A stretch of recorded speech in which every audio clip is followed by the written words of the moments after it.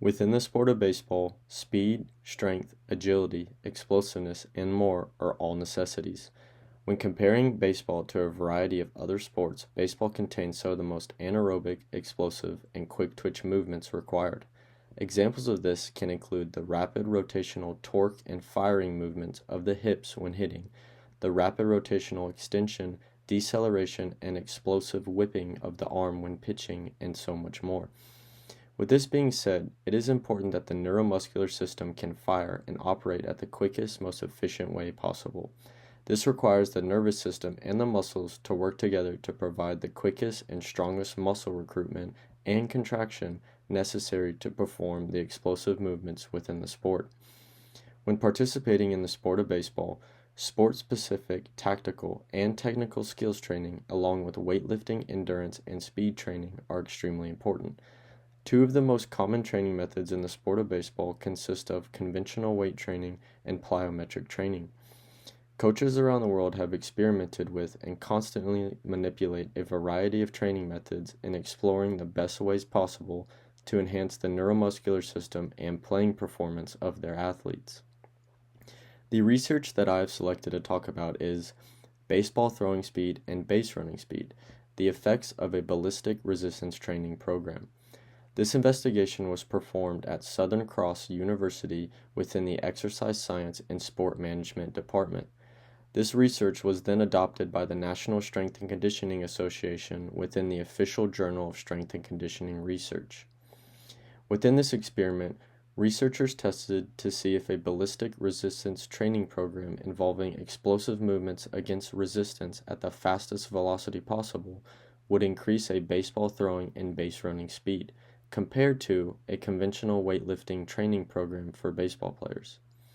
The hypothesis for this experiment was that introducing a ballistic training program to baseball athletes who had only undergone traditional baseball resistance training program regimens would result in superior gains in performance. This experiment lasted a total of 10 weeks. For this experiment, two groups of baseball players with a mean age of 24, mean height of 183 centimeters, and mean weight of 85 kilograms were created. The groups consisted of the treatment group and the control group. Each group consisted of 9 players. All 18 players had extensive baseball experience, being members of their national baseball team, and had all participated in some form of resistance training consisting of conventional weight training as part of their preseason preparation. Once the procedures for the study were explained, the researchers then gained consent and blindly placed the 18 individuals into their respected group. To initially test throwing ball speed, each player was instructed to throw from the pitcher's mound to home plate. The players were granted as many throws as they needed to warm up. Once warm and ready, the players threw as hard as they can from the pitcher's mound to home plate, with the velocity of the balls recorded using a pro-speed professional radar gun.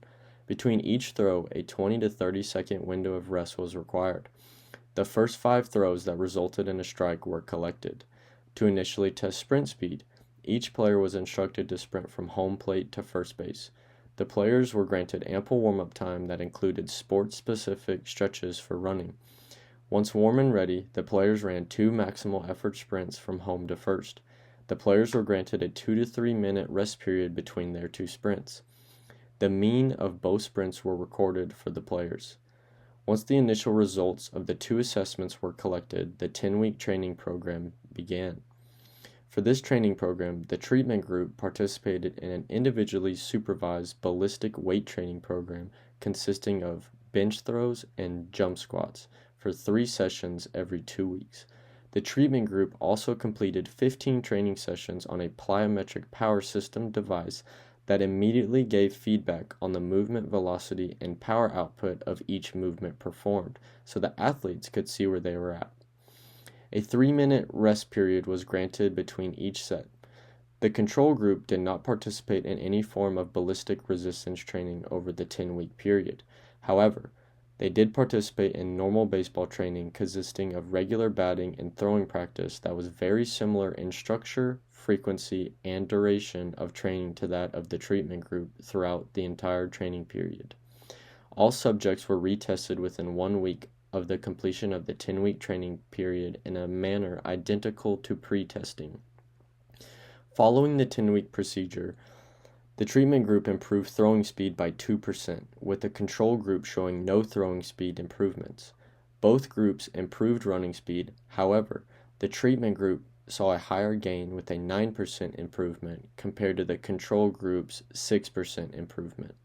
The treatment group was also found to have not only increased the speed of muscle action, but also the velocity profile throughout their entire muscle action/movement.